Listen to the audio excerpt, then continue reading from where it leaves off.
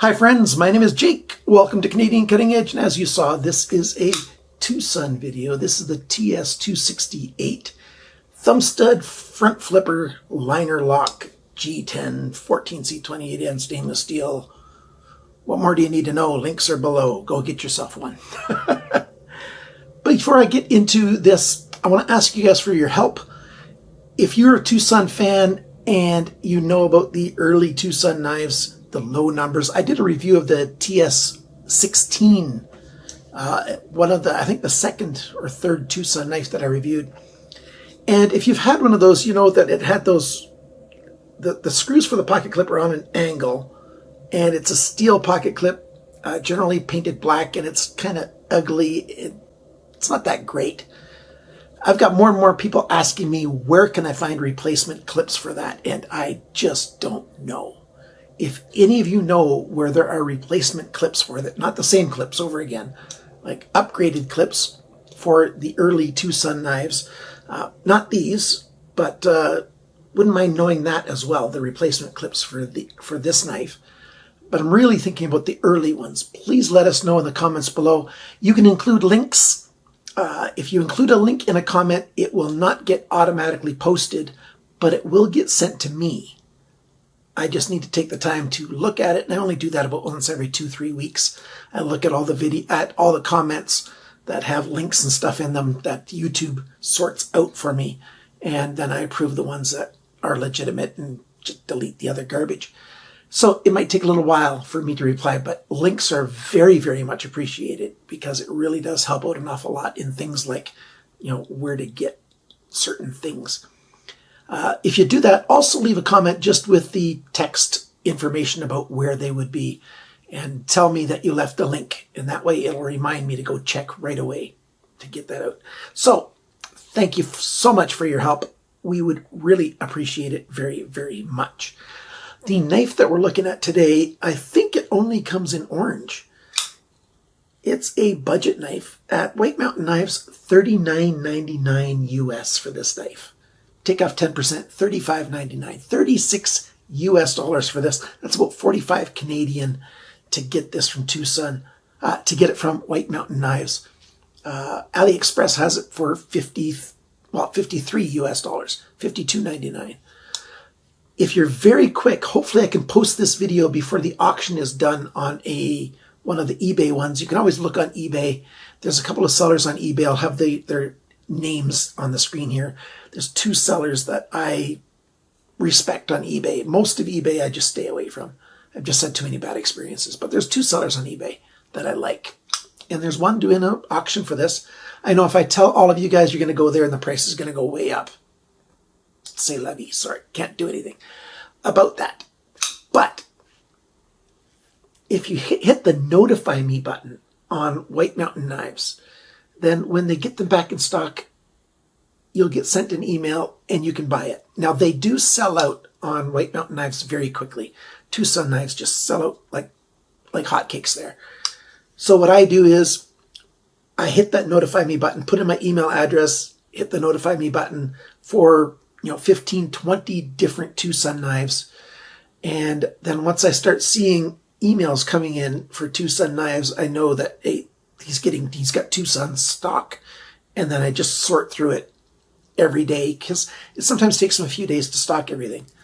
It takes a while to put all the new inventory in, but certainly worth it to keep checking back to find what you can find.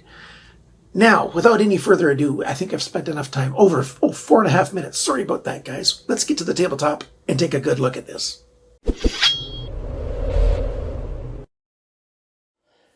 One of the first things you're going to notice is it's a lightly polished satin grind on here, which means this is the cleanest you're going to see it for this video. I'm going to get fingerprints all over it.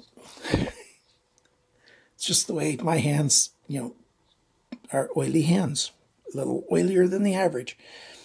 It's very odd because you've got stonewash right there and right there on the spine, and that's the only stonewash on this knife. The rest, they've taken all the stonewash off.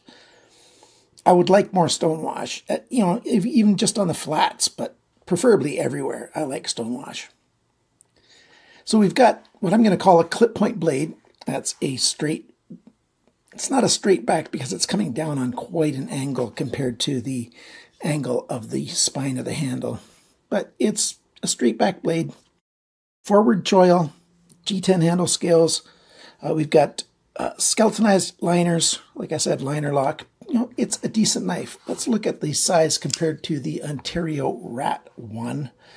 And we're looking at a very similar sized knife. It's a little bit smaller than the Ontario Rat 1.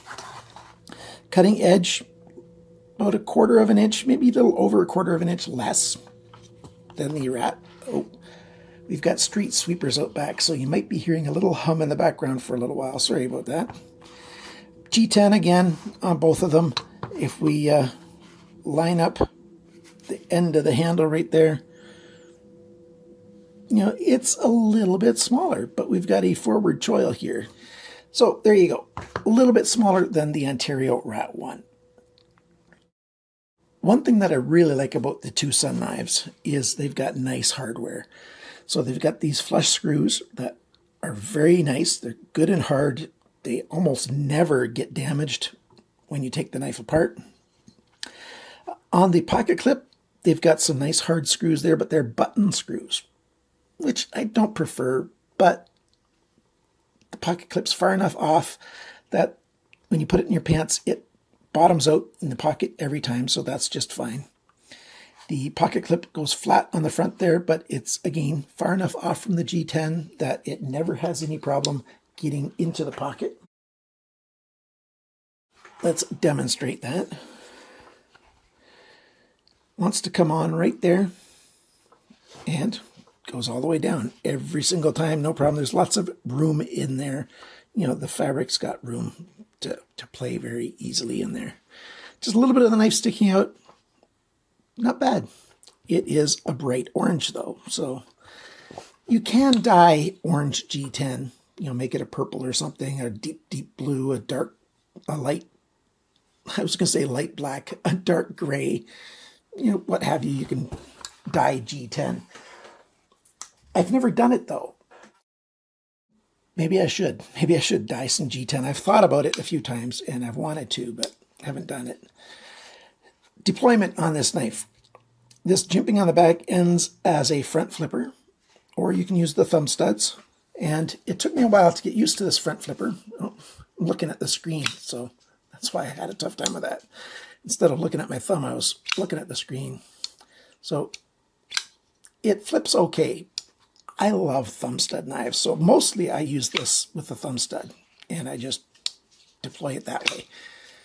I'm a big fan of thumb studs, even over front flippers, I guess. The studs on these have a texture on the end. I don't like these thumb studs that awful much. They're okay. I would like them to be more like the thumb studs that you get, you know, here. I've got this knife handy again, this Blue Sheep.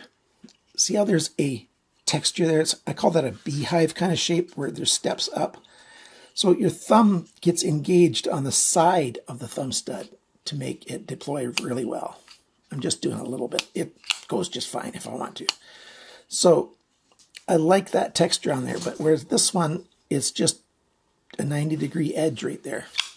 It works, but, you know, I'd prefer a different thumb stud or a little change to it. The beauty of that is you can buy thumb studs all over the internet. AliExpress has got loads of them. You get put in a custom thumb stud on there, you know, because this knife is not all that much money. So that's that. We've got, like I said, a liner lock. The engagement on that liner lock is excellent. Just engaged enough to be a solid lock, but it's got loads of room to wear across over time. So that's a nice thing. I have noticed one thing. I'll use one of these screwdrivers to point. Where the thumb stud meets the G10 right here, it's a sharper edge on the G10, which means my skin gets collected there. Let's peel some of it off. There's a little bit of that junk right there. It's just, you know, it gets a little dirty in there. So got to go in and, you know, I can use the inside edge of my thumbnail to clean it out. It's just a dirt collection spot on a lot of liner locks, and just happens to show up quite a bit on this one. We've got chamfering on the lock release, and the liners are made of 420 stainless steel. They are stonewashed as well. The liner lock always engaged just fine and disengaged just fine as well. No problem using the liner lock. Blade alignment, almost perfect. At least to the naked eye, it looks perfect. So that's a really good thing. Exposed liners, of course. Backspacer, there's no jimping on the backspacer at all. It just matches up quite nicely. Lanyard hole, that goes all the way through the backspacer. I wish they would have chamfered that edge there. It's not that hard to do on your own, but I wish they would have done it. The show side here, it's got a flat pivot pin on this side, and then you've got your T8 on that side. These are T8 as well. They're high-end hardware. Getting back to the writing on the knife, I don't like an awful lot of writing on knives. On this side, we see 14C28N right there. I wish it would be right next to the G10 there. A little more hidden, but still on there. Wong design, I like that it's not huge. I'd prefer it on the flats, but not bad. Everybody deserves to have their name on a knife. If they designed it, he should have it. But, I'd like it up here on the Ricasso, right next to the 14C28. A little more discreet. And this side, the TwoSun, at least it's not as large as I've seen on some knives. And again, I'd rather have it up over here somewhere. This big forward choil, it's big enough to be safe for me. On a lot of knives that have forward choils, I end up nicking my finger right here, sometimes up here, as I'm going to grab it and, get little cuts. This one, there's so much room there, I've not gotten cut at all. So I really like having extra room on that. One thing I'd like to see changed is right in here, you see how it goes up on the G10 and back down. I wish this line here on the tang of the blade would follow it. It'd go up and down and match it. Right now with the lock release, the tang comes down. There is a little catch right there. It's just a finesse thing. But at a $35 knife, $36 knife, that's not a big complaint at all. But it'd be really nice if it would match that. Performance. It performs well. We've got ceramic ball bearings. The adjustment of the tension is perfect. No blade play side to side, up and down. I've not adjusted it at all. A little bit of milling here on the side of the G10 for the grip of the index finger. That's done well. It's a budget G10. It's flat. Nice rounded edges everywhere. It's very comfortable in hand. The balance point on this knife is right there. If they would have just put the skeletonizing to a little bit bigger holes, they could have brought the balance point here, which I'd prefer, and then it would get it a tiny bit lighter. Let's take it apart and take a look inside. So here's the knife taken apart. None of the hardware has Loctite on it, none of the screws, which I quite like. D-shaped pivot pin, but only on the end, which is a high-end solution, which means where the blade pivots on the pin, it's got 360 degree of edge on it instead of an interrupted edge. So it's a little touch, but very well done. Ceramic ball bearings in the nylon housing. A ceramic detent ball right there. There's a ramp here for the detent when the knife gets closed. So yeah, well made. Good construction. Look at the size of that stop pin. Nice heavy stop pin, which I quite like. Okay, let's put it back together and get back to the rest of the video. So now it's time to go over all the sizes, dimensions, all that stuff. We'll have this on the screen while I do it. How much does this thing weigh? 144 grams, 5.1 ounces. How sharp was it from the factory? 140 best. Very good. The cutting edge length, 76.9 millimeters, which is 3.027 inches. The blade length, tip to the closest spot on the handle, 86.5 millimeters, 3.405 inches. The thickness of the blade in the flat section here on the ricasso, 3.72 millimeters, 0.1465, so a bit over 1/8 of an inch. The blade depth, this measurement at its widest point, 34.7 millimeters, 1.366 inches. The thickness of the edge behind the grind, pretty much right here, which is also where I measured the sharpness, 0.4 millimeters, 15.5 thousandths of an inch. Very nice. Oh, by the way, 14C28N usually has a rock will of around 59, so it could be nice and thin and still be durable. The grind angles on this side with the Wong design, about 22.7 degrees, a little bit steeper right here at the heel, and a little bit of variability on the belly part, but very close to 22.7 all the way along. This side, 23.4. And again, a little bit of variability, but not an awful lot. I would prefer for 14C28 and hardened well, maybe 18 degrees per side for a good solid EDC knife. The handle length, 116.5 millimeters, 4.586 inches. The grip area, if we measure the grip area here on the handle, it's about 10 centimeters, about 4 inches. And here it's a little over 12.5 centimeters, almost 5 inches. So lots of good grip. Big hands can fit in there. I'm within the extra large range, and even if I just reach here, it's very comfortable. Oops, I'm off screen, sorry about that. So lots of good grip on this knife. And it's comfortable too. The handle thickness, 12.8 millimeters, 5.504 inches, so half an inch almost exactly. The handle depth within the grip zone, biggest is right here, 27.1 millimeters, 1.067 inches. When the knife is closed, the widest point's right here, 38.8 centimeters, millimeters. I'm doing all millimeters today, 1.527 inches. The total length of this knife when the blade's deployed, I got 203.1 millimeters, which is 7.996 inches. So it's an 8-inch knife. You can either have a 4 or 5-inch grip, 3-inch cutting edge. Those are good proportions. It's a well-proportioned knife. I already talked about the price. You can also get it on AliExpress, and I've got a link for that. They're in stock, $52.99 US. Free shipping to America.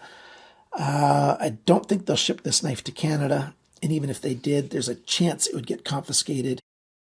It will look like a thumb stud knife to most of them, and then it'll pass, but maybe not.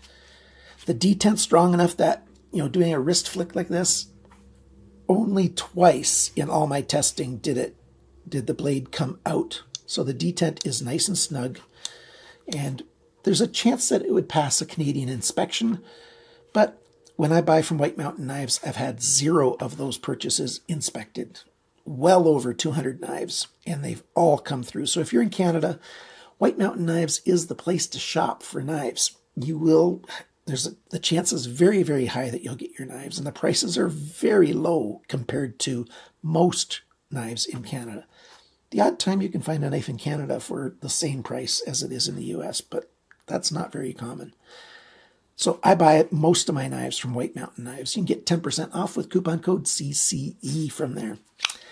If I get this off early enough, I'll leave the link down below for the eBay sale. You can always check eBay yourself. There's lots of auctions for TwoSun knives. That's how I got my first few TwoSun knives, through eBay, before I realized that White Mountain Knives has them. So, summary.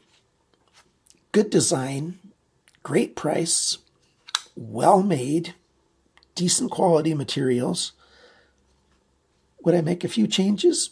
Yeah, but they're tiny changes. It's a good knife. So like I said, please help me out if you know about pocket clips, either for the older TwoSun knives or even for these. I would appreciate that help very, very much.